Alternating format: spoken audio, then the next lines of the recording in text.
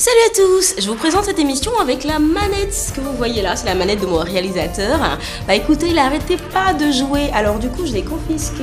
Bienvenue dans Game Station, votre magazine 100% vidéoludique. À découvrir cette semaine dans Backstage, le bilan de l'E3, l'Electronic Entertainment Expo. Dans le crossover, Christophe Balestre et Ivan Wells, les co-présidents de Naughty Dog, viennent nous parler de leur dernier jeu, The Last of Us. Dans le hard, il sera question de la PlayStation Movie, et puis on terminera avec un zoom sur le dernier Call of Duty dans la partie soft. Mais avant tout ceci, voici un tour d'horizon de l'actualité des jeux vidéo de la semaine, c'est dans Game Actu. Petite séance de rattrapage pour tous ceux qui ne sont pas à jour au niveau des jeux vidéo cette semaine, et on commence avec de l'event. Après un rachat en 2009 par Game Solution, le SWC, la Coupe du Monde des jeux vidéo, est alors relancée après 2 ans d'interruption causée par une liquidation judiciaire de Game Service, l'entreprise organisatrice. Pour la finale 2011 de l'ESWC, Jean-Marie Coutan fait appel à la société Oxinte dirigée par Antoine Francart et un certain Mathieu Dallon. C'est un retour aux sources pour celui qui crée et organise durant plusieurs années l'ESWC. C'est aujourd'hui comme un symbole qu'Oxinte annonce l'acquisition de l'ESWC. Cette coupe qui aura pendant 10 ans établi les principaux standards de base du sport électronique moderne. La certification des joueurs, les matchs en direct devant les publics, les commentaires en direct, la diffusion en live sur plusieurs supports, la fédération des organisations à l'échelle internationale, le droit de licence des plus gros éditeurs. Cette intégration de l'ESWC dans la stratégie Oxinte marque un nouveau départ pour la compétition. Alors, soyez dans les starting blocks. On a des news du Paris Game Week 2012. Alors que l'édition de l'année dernière s'était tenue fin octobre porte de Versailles, cette année, le plus grand salon français de jeux vidéo devrait se tenir un peu plus tard. En effet, il est prévu pour se tenir de mercredi 31 au dimanche 4 novembre 2012. On notera que cette période correspond au congé de Toussaint de l'année scolaire en cours. Il est bien évidemment trop tôt pour parler du programme de ce salon, mais on devine déjà aisément quelles seront les stars de ce salon, à savoir la Wii U et Call of Duty. La série des news se poursuit avec un autre événement. Il s'agit du Festival international du design interactif. Depuis plus de 10 ans, le WIF se positionne comme l'événement international majeur des professionnels du design interactif où ils se retrouvent durant 3 jours pour explorer les récentes innovations. L'édition 2012 s'est tenue les 29, 30 et 31 mai à Limoges.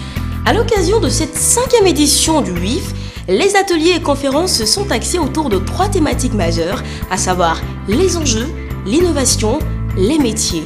Plus de 30 intervenants ont proposé un tour d'horizon sur les pratiques et les enjeux soulevés par le design interactif. Passons à de l'actu lourde, à du hard avec Coolmaster. Coolmaster, le fabricant de boîtiers et d'alimentation pour PC de bureau, lance sous sa marque CM Storm un casque audio pour joueurs. Avec ses larges écouteurs matelassés à 53 mm et ses teintes plutôt grisâtres, le snooze a l'air un peu austère. Attention, ça fera 98 décibels. On termine cette série de news avec les dernières sorties gaming et en tête de ces sorties, le Bang Bang Racing. 4 petites bagnoles qui se tirent la bourse sur un circuit aux 1000 obstacles, ça ne vous rappelle rien? Inspiré du légendaire Micro Machine ou autre Super Sprint, le Bang Bang Racing s'affiche comme le jeu par excellence de course, bien pour jouer seul mais aussi pour s'éclater en potes ou en famille.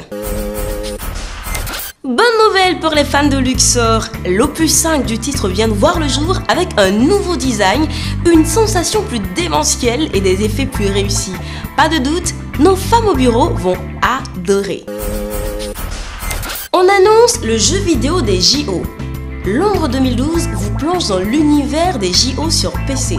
Ces jeux d'été donnent l'occasion à chaque joueur de participer virtuellement à toutes les compétitions. Judo, athlétisme, gymnastique, tout y passe. À vous de faire les meilleurs temps et de battre tous les records dans vos épreuves. Pas de limite pour les jeux vidéo, on les retrouve dans tous les domaines, même dans le domaine hospitalier. Vous connaissez Dr House? Vous êtes fan de médecine? Vous voulez devenir médecin ou vous êtes médecin, vous voulez revoir de nouvelles pratiques? Eh bien, le jeu Dr House est fait pour vous. De nombreux fans attendaient impatiemment la réplique vidéoludique de la série hospitalière la plus regardée dans le monde, Dr House. Disponible sur PC et sur DS, le titre vous permet d'aider Dr House et son équipe à régler toutes les énigmes médicales. Attention à ne pas passer à l'IRM. Fini les news, prochaine étape, le backstage.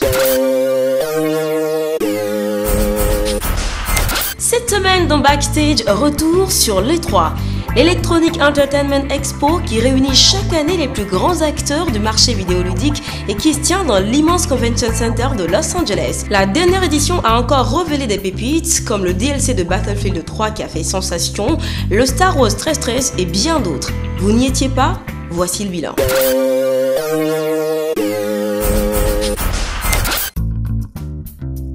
L'immense Los Angeles Convention Center a, comme depuis quelques années déjà, reçu en cette année 2012 son flot d'invités venus dans le cadre de l'E3, l'Electronic Entertainment Expo, découvrir les nouveautés en matière de production de vidéos ludiques. Malgré une édition en demi-teinte, moins spectaculaire et fournie en surprises qu'à l'accoutumée, les visiteurs ont tout de même retenu de belles choses pour les mois à venir. Les nouvelles vidéos de gameplay de Last of Us, Dishonored, Tomb Raider et South Park, The Stick of Truth, l'arrivée en grande pompe de nouvelles licences comme Watch Dogs, Beyond Two Souls et Star Wars 1313. La présentation du gameplay alternatif de la Wii U et à ses côtés comme Zombie U Rayman Legends et Project P 100. Le retour de formules qui ont déjà fait leurs preuves comme Halo 4, Gears of War Judgment et God of War Ascension.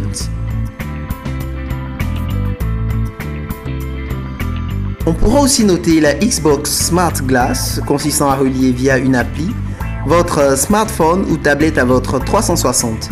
Au milieu de ces COD, de ces Halo 4, Gears 4, God of War 4, MOH, Battlefield, FIFA, se trouvait un Ubisoft très varié et au taquet sur tous les fronts. La société française a voulu en mettre plein la vue aux gamers avec leur Splinter Cell, Blacklist et leur Assassin's Creed 3, très parentés dans leur gameplay certes, mais qui témoignent d'une certaine efficacité de leur projet AAA. On en a eu pour les casuals avec du Just Dance 4, franchise à succès, qui a permis à la firme de rester au top des charts toute l'année. Ubisoft était l'éditeur ayant présenté le plus de choses concrètes.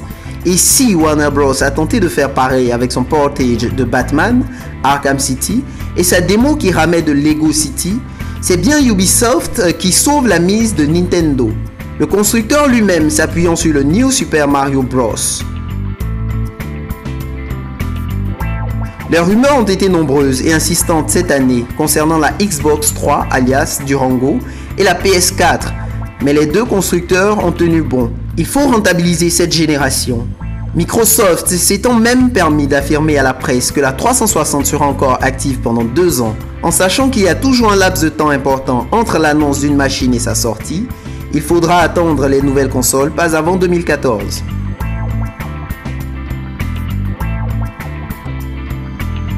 Côté déception, l'absence de vraies annonces autour de la Nintendo 3DS et de la PS Vita nous a surpris. Sony comme Nintendo se sont passé le mot pour ne pas soutenir leur portable plus que ça. Si pour Big N, le danger semble écarté avec des ventes toujours beau fixe, on ne sait définitivement plus comment aborder la portable de Sony, présentée de plus en plus comme un simple écran de remplacement pour les processeurs de la PlayStation 3 à cause de sa fonction crossplay. Et c'est sans parler des conférences constructeurs. Mis à part Ubisoft, le degré zéro de l'excitation est un cas d'école pour les étudiants en communication. Même si de gros éditeurs continuent à faire l'impasse sur l'événement, l'E3 assure toujours. Passons tout de suite au crossover. Il Ils sont coprésidents de Naughty Dogs. Christophe Balestre et Ivan Wells nous parlent aujourd'hui de leur dernière bombe, The Last of Us. Il s'agit d'un jeu d'aventure dans lequel l'humanité a disparu, où la nature a pris le dessus sur l'humanité. Pour plus de détails, on les écoute.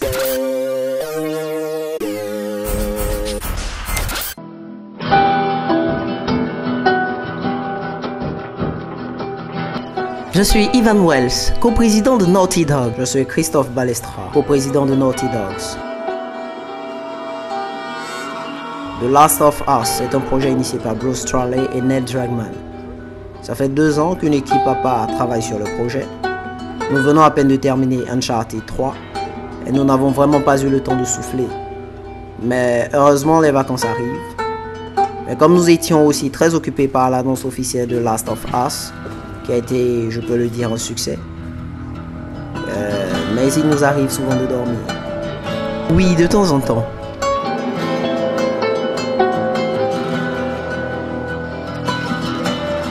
À propos de l'annonce officielle de la sortie du jeu, franchement, c'est incroyable. J'ai du mal à croire qu'il n'y ait eu aucune fuite. Nous avons été obligés de recruter pour créer une deuxième équipe. On a donc fait pas mal d'entretiens et nous avons été obligés de révéler certaines particularités du jeu. Heureusement, que ce soit les personnes qui ont été embauchées ou les autres, personne n'a rien révélé. De notre côté, nous nous sommes bien organisés pour sécuriser l'annonce. Alors, c'est sûr, il y aurait eu pas mal d'opportunités pour qu'une fuite survienne. Mais nous avons eu de la chance. On essaie toujours de trouver quelque chose de frais pour pouvoir motiver nos équipes. Tous nos jeux depuis Crash Bandicoot vont dans la même direction, celle de créer des jeux qui soient centrés autour de l'histoire et des personnages et qui réussissent à créer une vraie émotion. En ce moment, beaucoup de studios font des jeux certes excellents, avec des gameplays viscéraux, des explosions à tout va, des scripts jamais vus. Avec Uncharted 3, nous sommes certes dans ce registre, mais nous essayons d'instiller une touche personnelle, notre patte. Et je pense que The Last of Us est vraiment dans cette continuité de cette réflexion.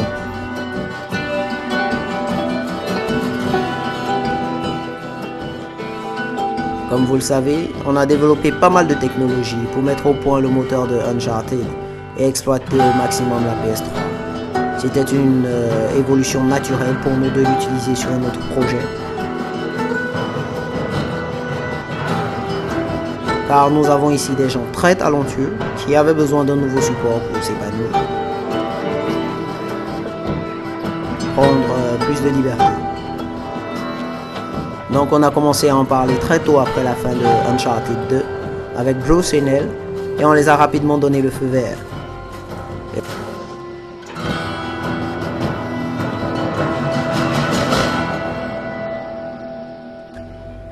Et même si on a une deuxième équipe qui travaille sur le projet, on essaie vraiment de continuer à faire nos jeux avec la même passion, le même engagement. On commence à avoir pas mal d'expérience derrière nous. On a juste envie de l'exploiter d'une nouvelle manière.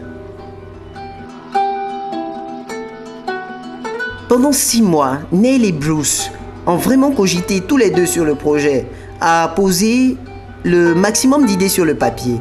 Ils nous ont montré le documentaire de BBC sur les cordyceps et ça a été un choc pour nous tous. C'était à la fois si réel et si porteur d'une tonne d'idées. Instantanément, ça nous laissait imaginer un tas de pistes à suivre pour créer un jeu. C'est ensuite qu'on a vraiment commencé le développement.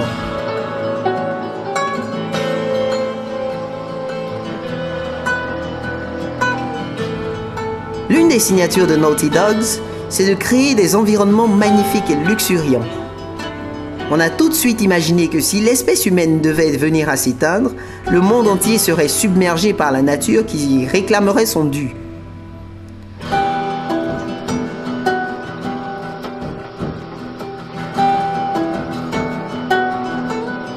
Beaucoup de jeux post-apocalyptiques vous présentent des environnements détruits et désertiques. Au contraire, selon nous, il peut y avoir de la beauté dans une vision post-apocalyptique. La première chose que l'on voit quand Ellie et Joel ouvrent la porte de l'immeuble, c'est cette nature dévorante. On voit ce que des années d'abandon ont fait de la civilisation humaine. Pour créer cet univers, on a trouvé des photos incroyables de bâtiments ou de villes entières laissées à l'abandon. Ça laisse à la fois une impression dérangeante et fascinante. C'est ce qu'on voulait reproduire.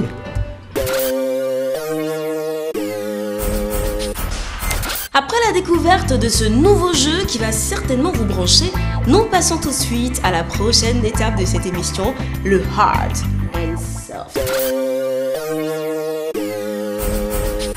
Aujourd'hui, dans le Hard, nous découvrons la PlayStation Move. La PlayStation Move est un périphérique rajoutable à la PlayStation 3 qui agit en motion controller, c'est-à-dire une manette de détection de mouvement.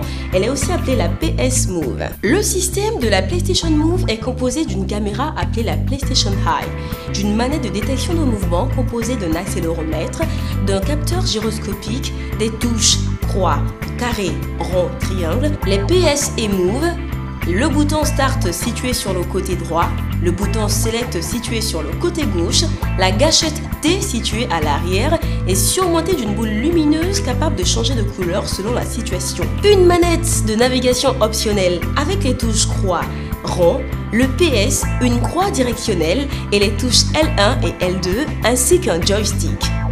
La PlayStation Move possède une dragonne qui entourera le bras afin d'empêcher de tomber.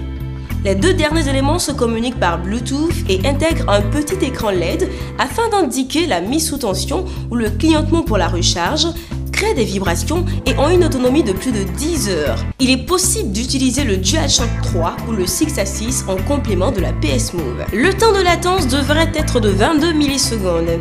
Une fois la console allumée, le PS Move accroché autour du bras, toute ressemblance avec la Wii est définitivement écartée. La caméra de Sony placée au centre de l'écran apporte une vraie plus-value en termes de détection de mouvement dans un espace de 3D et augmente les possibilités. Les gestes effectués à l'avant, à l'arrière, sur les côtés et même les rotations du poignet sont détectés avec précision. La PS Move donne vraiment l'impression de reproduire avec exactitude les mouvements, bien que la succession trop rapide des gestes entraîne quelquefois des ratés. En l'occurrence, la ressemblance avec la Wii est de mise. La PS Move, c'est vraiment du hard definition. Découvrons à présent quelque chose d'un peu plus soft. On vous l'a dit, le soft est essentiellement des experts de chez nous qui vous parlent de vos jeux. Charles Beauchot, comptable, est notre expert du jour. Il nous parle de l'un des jeux de guerre les plus prisés actuellement, Call of Duty 3. Attention, c'est l'heure de découvrir et de shipper des techniques. Aujourd'hui, je suis là pour vous parler de Call of Duty Modern Warfare 3. Call of Duty est un jeu de guerre qui a révolutionné les jeux de guerre dans leur ensemble, notamment dans le mode multijoueur, qui est véritablement le mode référence en la matière. On peut le jouer en ligne, en multijoueur, comme on peut le jouer en écran partagé à plusieurs, de 2 à 8 joueurs. Il existe plusieurs versions de Call of Duty, le 1, le 2, le 3, qui au fur et à mesure ont été améliorés. La particularité de ce jeu, c'est qu'il nous offre beaucoup d'avantages parce qu'il te permet de créer un personnage que tu vas développer au fur et à mesure de ton ascension. Dans ce Call of Duty 3, on retrouve de nouveautés. Par exemple, concernant les perks qui sont le propre même des jeux vidéo de guerre, c'est des capacités qu'on donne aux personnages que le gamer crée. Et dans les anciennes versions, il y avait des perks qui n'étaient pas compatibles. On pouvait se permettre de jouer avec deux types d'armes, qui sont les armes primaires et les armes secondaires. Les armes primaires comportaient des armes d'assaut telles que des FAMAS, des MK, des M16, des Kalachnikov,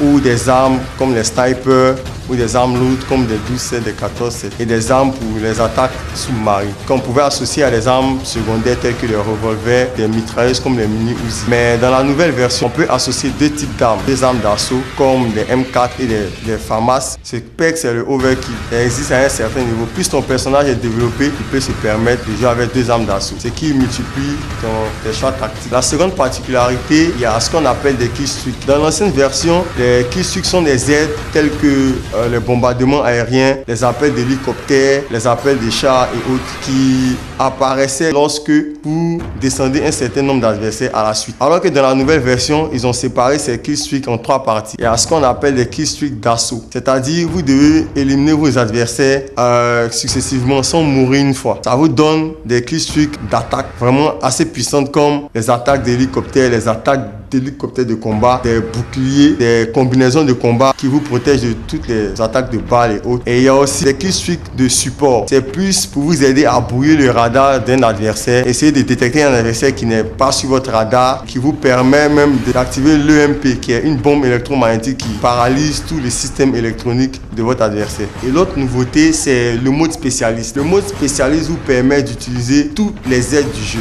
C'est-à-dire que votre personnage peut être très rapide pour changer de munitions. Il peut avoir le mode marathon, c'est-à-dire qu'il peut courir sans se fatiguer. Il peut bénéficier de ce qu'on appelle le cold blood, c'est-à-dire que vous êtes invisible pour les hélicoptères de guerre, vous êtes invisible pour ce qu'on appelle les tourelles qui sont électroniques et vous êtes invisible pour toutes les armes de destruction massive. Vous pouvez panacher toutes ces aides-là sur un seul personnage. Mais dans ce cas, vous ne bénéficiez pas vous-même des attaques d'hélicoptères, de chars et autres. Passé cette étape d'individualité, il existe d'autres modes dans le jeu, comme le Team Deathmatch. C'est un mode qui vous permet de jouer en équipe contre d'autres adversaires. Il y a aussi comment protéger son quartier général. Et la particularité dans le mode aventure, c'est que vous jouez pratiquement sur tous les continents. Et cette fois-ci, vos adversaires, en plus d'avoir des chiens comme dans les anciennes versions, vous attaquent avec des hyènes, qui sont des animaux assez sauvages. Vous pouvez jouer avec tous les services, les forces spéciales de presque toutes les grandes puissances, comme le SAS, le Spetsnaz, le GIGN français. La réelle force de Call of Duty, c'est que le jeu s'est beaucoup concentré et beaucoup axé sur le mode multijoueur. Et pour les experts, je leur conseille de jouer en mode spécialiste. Ils auront l'avantage de jouer avec tous les packs. Maintenant, pour ceux qui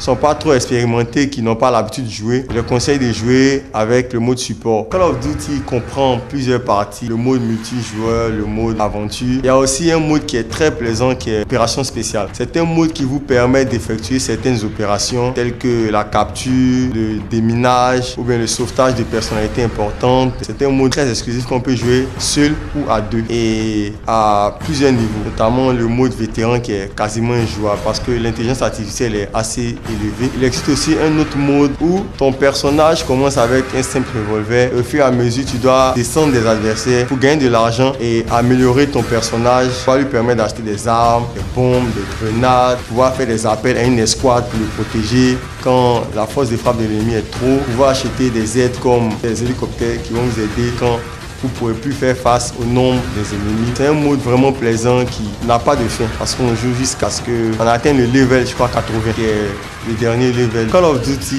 est un jeu assez violent. Il est strictement interdit aux moins de 18 ans et il est conseillé aux passionnés, aux joueurs vraiment assez expérimentés dans les jeux de guerre parce qu'il n'est pas facile. La prise en main n'est pas évidente. Il faut vraiment des heures et des heures pour pouvoir connaître toutes les astuces et pouvoir être un grand joueur. Et si je peux donner un conseil aux gamers de Call of Duty, c'est que dans le 3, il faut vraiment jouer avec le mode spécialiste pour bénéficier vraiment de toutes les aides. Maintenant, pour ceux qui ne sont pas assez expérimentés, je leur conseille de jouer avec le killstreak support. Comme ça, ils pourront bénéficier d'un avantage certain sur les adversaires. Pour les compétiteurs de Call of Duty, lorsque vous jouez en équipe, il est primordial que vos packs soient coordonnés entre coéquipiers. Ça ne sert à rien que les joueurs d'une même équipe aient les mêmes packs. C'est mieux qu'ils aient des packs qui se complètent les uns les autres pour pouvoir dominer notre équipe. Quand on joue Call of Duty, la communication est vraiment importante. Surtout en ligne, il faut que les partenaires d'une même équipe possèdent au moins un casque et un micro pour pouvoir coordonner les actions, les attaques. Et s'ils ont la chance même de jouer en écran partagé, il faut vraiment qu'ils soient complémentaires, il faut vraiment qu'ils se parlent, pouvoir déjouer tous les tours